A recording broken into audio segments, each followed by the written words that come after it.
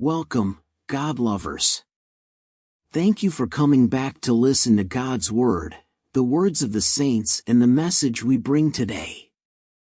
We often hear about the phrase chosen ones, and it almost sounds like a myth, a legend. But what if I told you that the chosen ones aren't born, they're made? They are forged through a series of tests that most people never even recognize. These tests are not physical, not something you can see with your eyes or measure with tools.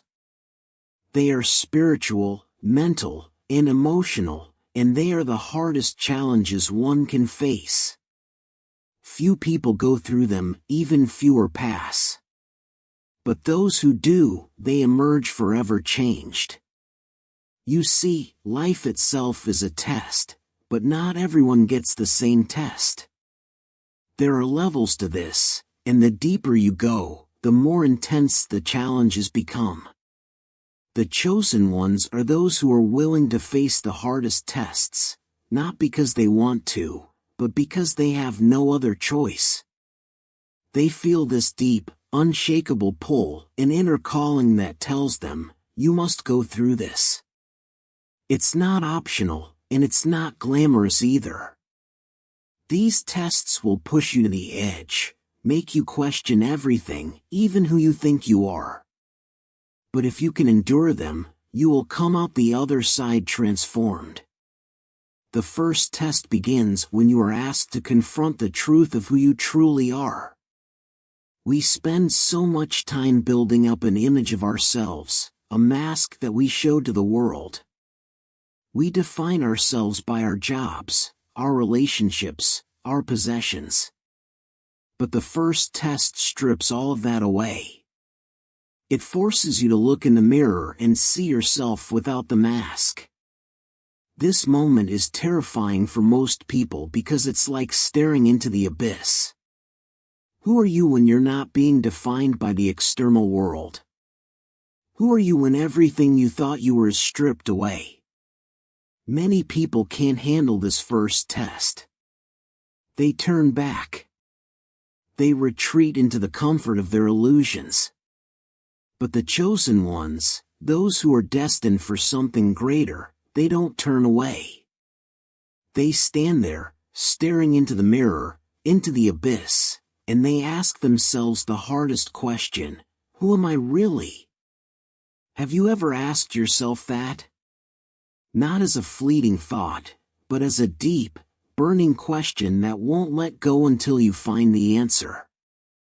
The second test is the test of isolation. We live in a world where we are constantly surrounded by noise, social media, work, friends, family. But to pass this test, you must be willing to be alone. Not just physically alone, but mentally and emotionally alone. You must be willing to sit with yourself in the silence, to confront your own thoughts, your fears, your desires. And in that silence, you will begin to hear something else, a voice that has always been there but has been drowned out by the noise of the world. This is your inner voice, your true self calling out to you. Can you hear it? Most people are afraid of silence because they are afraid of what they might hear. But the chosen ones embrace it. They know that in the silence lies the truth. But here's the secret, the dark night of the soul is not a punishment. It's a purification. It's a necessary phase in your spiritual evolution. The darkness is not there to destroy you but to strip away everything that is not truly you. It is in the darkest moments that you find your deepest light, but only if you can endure. Most people, when faced with this test, fall into despair. They give up. They lose themselves in the darkness. But the chosen ones, they don't lose hope. They don't give in to despair. They understand that the darkness is temporary, that it's a phase. They keep moving forward, even when they can't see the path ahead. They trust that there is light at the end of the tunnel, even if they can't see it yet. But let me ask you this: how do you react when everything falls apart? Do you panic? Do you try to cling to the pieces of your life that are crumbling, desperately trying to hold them together? Or do you let them fall, trusting that whatever is meant to stay will stay and whatever is meant to go will go?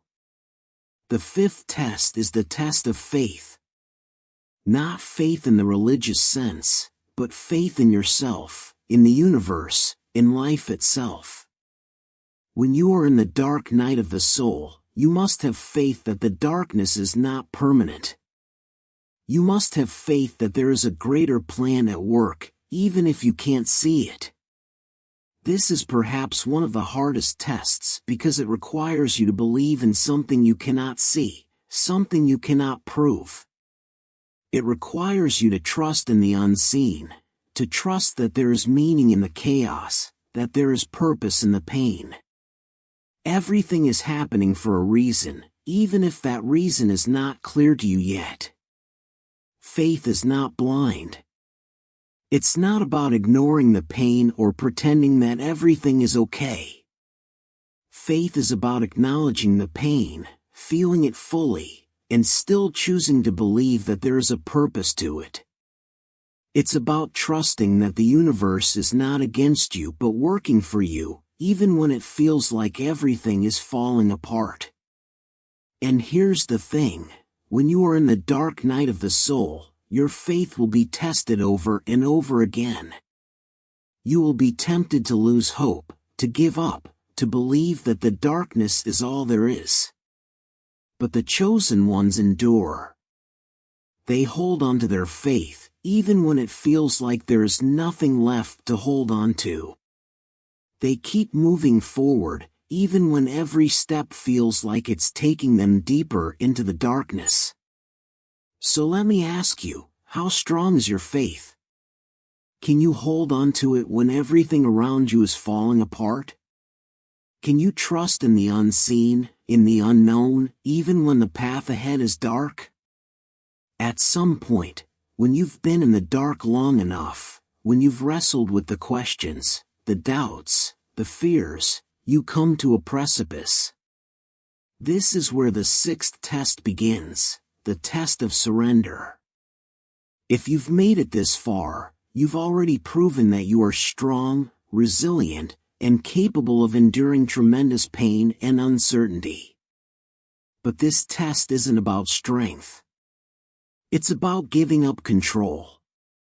It's about surrendering to the flow of life, to the forces that are far greater than your individual will. And this, in many ways, is the hardest test of all. You see, we humans love to be in control. We plan, we organize, we strategize. We try to shape our lives, our futures, and our relationships according to our desires and expectations. But life doesn't always follow our plans. In fact, more often than not, it takes us in directions we never anticipated, sometimes painful, sometimes joyful, often mysterious. The chosen ones are those who understand that control is an illusion. They understand that there is a greater intelligence at work, a force that knows far more than the limited human mind ever could. And they are willing to surrender to that force, to let go of their need to control the outcome. But surrender doesn't mean giving up. It doesn't mean you stop caring or striving. It means you stop resisting. It means you stop fighting against the current of life and instead allow yourself to be carried by it. Imagine you're swimming in a river. If you try to swim upstream against the current, you'll exhaust yourself and get nowhere. But if you surrender to the flow of the river, you'll be carried effortlessly to where you need to go. This is what surrendering to life is like. In this test, you will be asked to let go of more than just your plans. Life is unfolding, even if you cannot see it. Consider this. How much of your life do you spend trying to control things? How often do you resist the way things are, wishing they were different? What would happen if you stopped resisting? What would happen if you let go of your need to control every outcome and simply trusted that whatever happens is exactly what is meant to happen?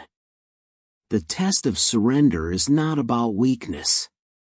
It's about strength, the strength to let go. It's about courage, the courage to trust the unknown. Most people will never pass this test because surrender feels like losing. It feels like giving up. But the chosen ones know that surrender is not the end, it's the beginning. It's the moment when you finally step into the flow of life, when you stop struggling and start allowing life to guide you. Surrendering to life doesn't mean you give up your power. On the contrary, it means you align yourself with a power far greater than your own. It means you tap into the infinite intelligence of the universe, the intelligence that knows exactly what you need, exactly when you need it. But to access that power, you must first let go of the illusion that you are in control. Let me ask you this. Can you surrender? Can you let go of your need to control every aspect of your life? Can you trust that life knows what it's doing, even when you don't? This is the test that separates the chosen ones from the rest. It's the test that requires you to release your grip on the steering wheel and allow life to take you where you need to go. And here's the paradox. When you surrender, when you let go of the need to control, you actually gain more control. But it's not the kind of control you think. It's not the control of manipulating outcomes or forcing things to go your way. It's the control that comes from being in harmony with life, from being in alignment with the flow of the universe. When you are in that state of surrender, everything unfolds effortlessly. You find yourself exactly where you need to be, exactly when you need to be there. But that kind of surrender requires trust. It requires faith. It requires you to step into the unknown, into the mystery of life, without needing to know all the answers. Can you do that? Can you step into the unknown and trust that you will be guided, that you will be supported, even when you cannot see the path ahead? This is the test of surrender, and it is one of the final tests that the chosen ones must endure. Only those who can truly let go, who can truly surrender to the flow of life, will pass this test. And those who do will find that life has far more in store for them than they ever could have imagined. And the truth that they awaken to is this: you are not separate from life. You are not a victim of circumstances. You are life itself, expressing itself through a unique form, through a unique journey. The final test is about realizing that all the struggles, all the tests, were designed to bring you closer to this truth. They were designed to strip away the illusions, the false identities, the egoic desires, so that you could see the deeper reality that lies beneath it all. And that reality is this: you are here for a reason. You are here because life itself wanted to experience itself through you. Your purpose is not something you have to find. Once you have passed this final test, you are no longer bound by the limitations of the mind, the ego, or the fears. You are free, free to live your life with purpose, with meaning, with joy. Free to create, to love, to explore without the weight of fear or doubt. This is the gift of the final test. This is the reward for enduring the hardest tests that only the chosen ones face. And now I ask you, are you ready to awaken?